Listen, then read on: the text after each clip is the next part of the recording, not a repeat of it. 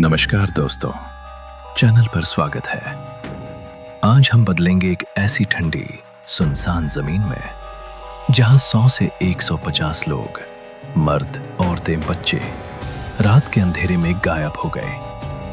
न चीख, न लड़ाई, न कोई निशान, बस खाली झोपड़ियां, भूखे कुत्ते और लाख के पानी में चमक।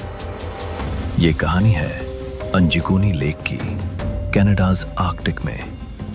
इन्यूट कबीलों का घर जहां आज भी लोग डरते हैं जाने से। ये सिर्फ कहानी नहीं, एक अनसॉल्व्ड मिस्ट्री है जो 1930 से पुलिस फाइल्स में पड़ा है। तैयार हो सस्पेंस के लिए? 26 नवंबर 1930 को कनाडा के द मेरिडन डेली जर्नल के फ्रंट पेज पर एक न्यूज आया था, the village of the death के टाइटल पर। इस न्यूज ने पूरी कनाडा में डर की लहर दोहरा दी। नॉर्थ कनाडा के दूरदराज इलाके में मौजूद यह है अंजिकोनी लेक। सर्दी का मौसम, -40 डिग्री ठंड, रात लंबी, दिन छोटा। जिसके किनारे इन्यूट लोग रहते थे। ये गांव था छोटा, लगभग 100 से 150 लोगों का जो हंट करते, मछली पकड़ते और हार्श विंटर से लड़ते थे। औरतें सिलाई करती, मर्द ट्रैप करते। नवंबर महीना था जब जो लबेल, एक फुर ट्रैपर जो वाइल्ड एनिमल्स को शिकार करने के लिए वहां आया, भूखा प्यासा, थका हुआ और काम पे इतना बिजी था कि वह पता भी नहीं लगा कि अंधेरा हो गया। उसने सोचा, इन्यूट दोस्त चाय पिलाएंगे, रोटी देंगे पहले की तरह, क्योंकि एस्किमोज बाहर के लोगों की खुशमात करे में बहुत मशहूर थे। शाम के 8 बजे जो लबेल गांव के और कदम बढ़ाना शुरू किया।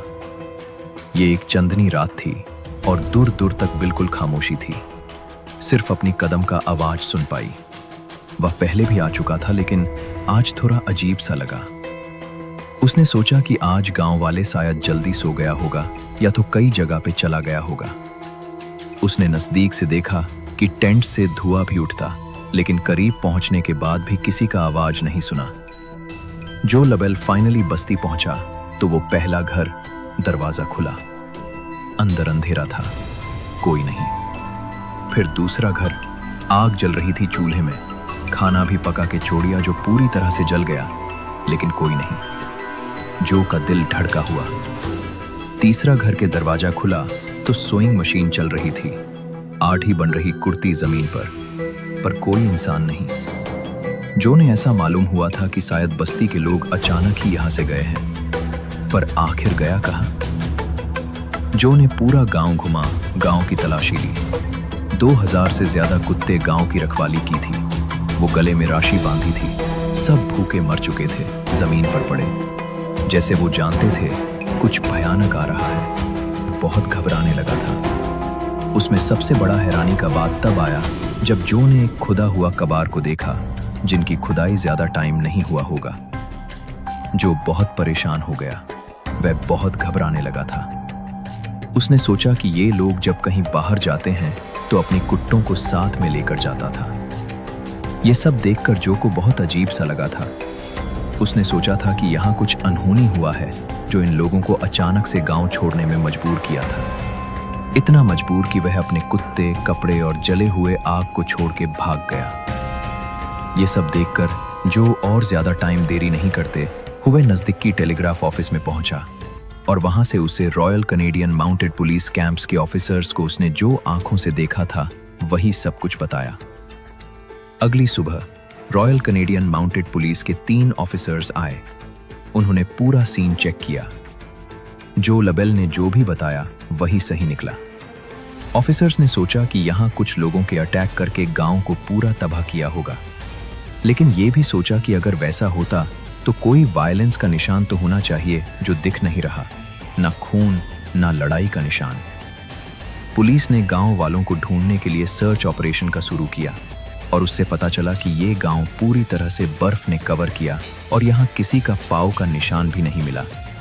सिर्फ एक पाँव का निशान था जो लबेल का खुद का था।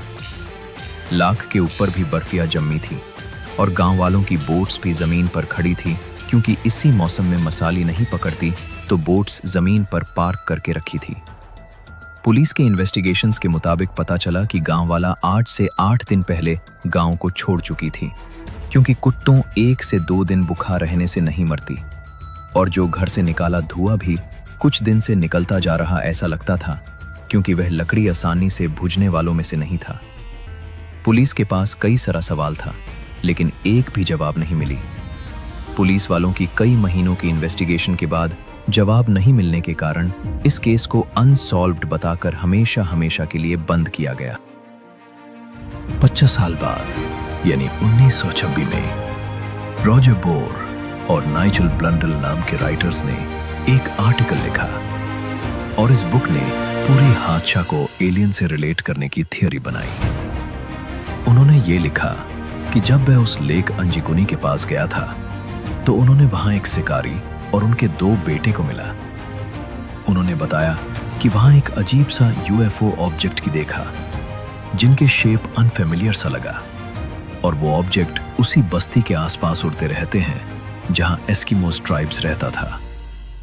उसी से बेस करके उनके थ्योरी में लिखा कि उसी दिन उस यूएफओ ने सारे गांव वाले को अपने साथ लेके गया था।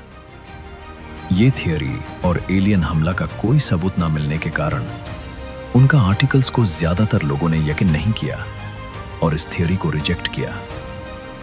इस हादसा को लेकर कई सारा लोगों ने अपना अपना तरीके से बहुत कहानियां लिखा और बताया, लेकिन अभी 100 साल होने के टाइम पर भी इन एस्किमोस की गायब होने के कारण का जवाब मिस्ट्री रहा गया।